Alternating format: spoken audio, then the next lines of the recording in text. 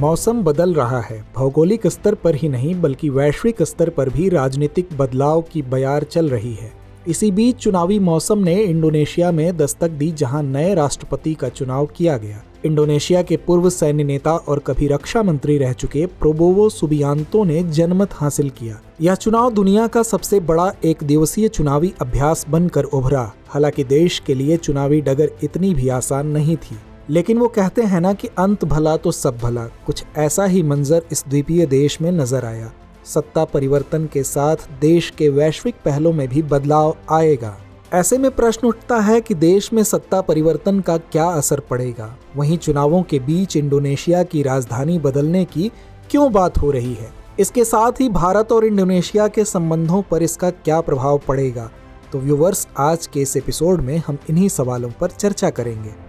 17,000 से ज्यादा द्वीपों से मिलकर बना देश इंडोनेशिया वैश्विक स्तर पर एक खास स्थान रखता है। यहाँ 700 से ज्यादा भाषाएं बोली जाती हैं और 1340 से ज्यादा जातीय समूह रहते हैं। दुनिया के सबसे विविधता वाले इलाकों में से एक है। इंडोनेशिया का द्वीपीय समूह एशिया की दो महान सभ्यताओं चीन और भारत के बीच बसा हुआ है। इसके साथ ही इंडोनेशिया दुनिया में सबसे अधिक मुस्लिम आबादी वाला देश है। यह क्षेत्र पिछले 2 दशकों से आतंकवाद और ईसाई अल्पसंख्यकों के खिलाफ हो रही हिंसा की समस्या से जूझ रहा है। आबादी के लिहाज से भले ही यह दुनिया का सबसे बड़ा मुस्लिम देश हो, लेकिन यहाँ लोगों की जीवन शैली पर अन्य धर्मों का प्रभाव देखा जाता है। दूसरी तरफ राजनीतिक हालातों की बात करें तो तख्ता पलट, सैन्य विद्रोह जैसी घटनाओं को झेल चुका यह देश अब लोकतांत्रिक प्रक्रियाओं की ओर अग्रसर है। हालांकि सुबियांतो के लिए सत्ता का सफर आसान नहीं होगा, क्योंकि वैश्विक समीकरणों में बदलाव के साथ साथ इंडोनेशिया आंतरिक परिवर्तन के दौर से भी गुजर रहा है। गौरतलब है कि इंडोनेशिया ने कुछ साल पहले ही अपनी राजधानी बदलने का ऐलान किया था। इस घोषणा के तहत देश की राजधानी जकार्ता के स्थान पर नूसांतारा को नई राजधानी के रूप में चुना गया है। नूसांतारा, जिसका मतलब है प्रायद्वीप, यह ईस्ट कालीमंतंग क्षेत्र के बोर्नियो द्वीप पर स्थित है। साथ ही नूसांतारा लगभग 2.5 लाख हेक्टेयर क्षेत्र में फैला हुआ है। दरअसल राजनैतिक गहमा-गहमी के बीच देश ने नई राजधानी की दिशा में तेजी से अपने कदम बढ़ाए हैं। मीडिया रिपोर्ट्स के मुताबिक जकार्ता में समुद्र के बढ़ते जल स्तर से बाढ़ की समस्या भी बढ़ गई है। साथ ही जकार्ता नई चुनौतियों का सामना कर रहा है, जिसमें ट्रैफिक जाम, वायु और जल प्रदूषण जैसी पर्यावरणीय समस्याएं शामिल हैं। हालांकि राजधानी बदलने की बात कोई नई नहीं है। दरअसल साल 1945 में इंडोनेशिया की आजादी के समय से ही जकार्ता देश की राजधानी रही है, मगर राजधानी को वहां से कहीं और ले जाने के मुद्दे पर लगभग 80 साल से बात हो रही है। इंडोनेशिया के पहले राष्ट्रपति डॉक्टर सुकर्णो के प्रशासन के समय से ही राजधानी के स्थानांतरण पर चर्चा चलती रही है। वो राजधानी को पलंगकराया शहर में बसाने की संभावना पर विचार कर रहे थे। उनके बाद राष्ट्रपति सुहार्तो राजधानी के लिए जकार्ता के नजदीक एक नया शहर बसाने के बारे में विचार कर रहे थे। जकार्ता पर बोझ काफी बढ़ गया है। जकार्ता में 1 करोड़ 10 लाख से ज्यादा लोग रहते हैं। यह दुनिया का एक सबसे घनी आबादी वाला शहर है। हालांकि यह एक लंबी और जटिल प्रक्रिया है, जिसकी शुरुआत की जा चुकी है और धीरे धीरे इंडोनेशिया का प्रशासकीय विभाग जकार्ता से नूसांतारा शिफ्ट किया जाएगा। दूसरी तरफ इंडोनेशिया और भारत के संबंधों पर नजर डालें तो दोनों देशों के बीच सदियों पुराने संबंध हैं। यही कारण है कि इंडोनेशिया और भारत के बीच बहुत अधिक सांस्कृतिक समानताएं देखने को मिलती हैं। इंडोनेशिया में हिंदू धर्म के साथ साथ बौद्ध धर्म का भी गहरा प्रभाव नजर आता है।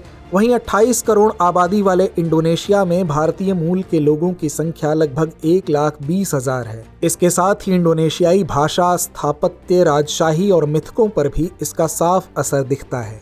उदाहरण के लिए इंडोनेशिया के पुराने साम्राज्यों के नाम श्रीविजया और गजाह मधा हैं। दोनों के खान पान और बोली में भी काफी समानताएं हैं। आज भी कई ऐसे शब्द हैं जो इन दोनों के निकट संबंधों का उल्लेख करते हैं। इंडोनेशिया की भाषा पर संस्कृत का प्रभाव स्पष्ट नजर आता है।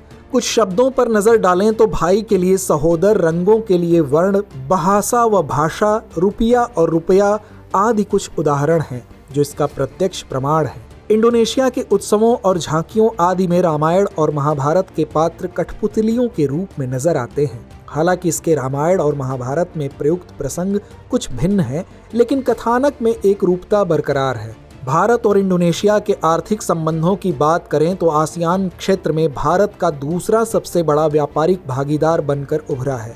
आंकड़ों पर नजर डालें तो दोनों देशों के बीच द्विपक्षीय व्यापार 2005-06 में 4.3 बिलियन अमेरिकी डॉलर से बढ़कर 2022-23 में 38.84 बिलियन अमेरिकी डॉलर हो गया है।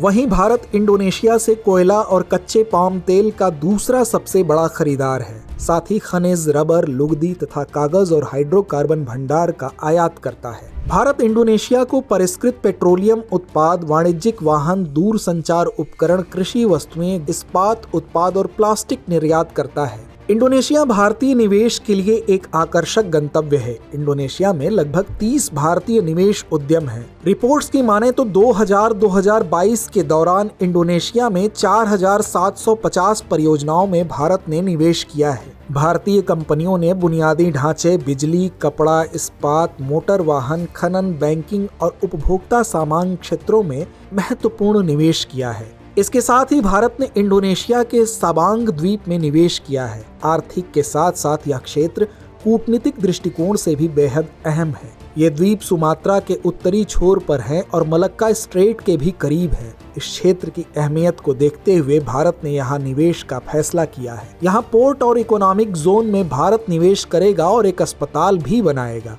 गौरतलब है कि इंडोनेशिया की भौगोलिक स्थिति उसे इंडो पैसिफिक क्षेत्र में बेहद अहम स्थान प्रदान करती है। चूंकि इंटरनल ट्रेड रूट का अहम हिस्सा माना जाने वाला मलक्का स्ट्रेट इसी क्षेत्र में मौजूद है।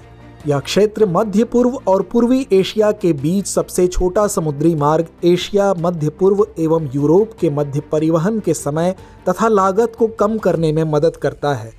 इस गलियारे के माध्यम से विश्व के समुद्री व्यापार के लगभग 60% का पारगमन होता है। ऐसे में भारत के लिए इंडोनेशिया राजनीतिक, भौगोलिक और आर्थिक दृष्टिकोण से एक अहम साझेदार है। तो व्यूवर्स, आज की चर्चा को यहीं विराम देते हैं और नोट करते हैं आज का सवाल। इंडोनेशिया के भौगोलिक महत्व को ध्यान में रखते हुए भारत संग संबंधों पर चर्चा कीजिए।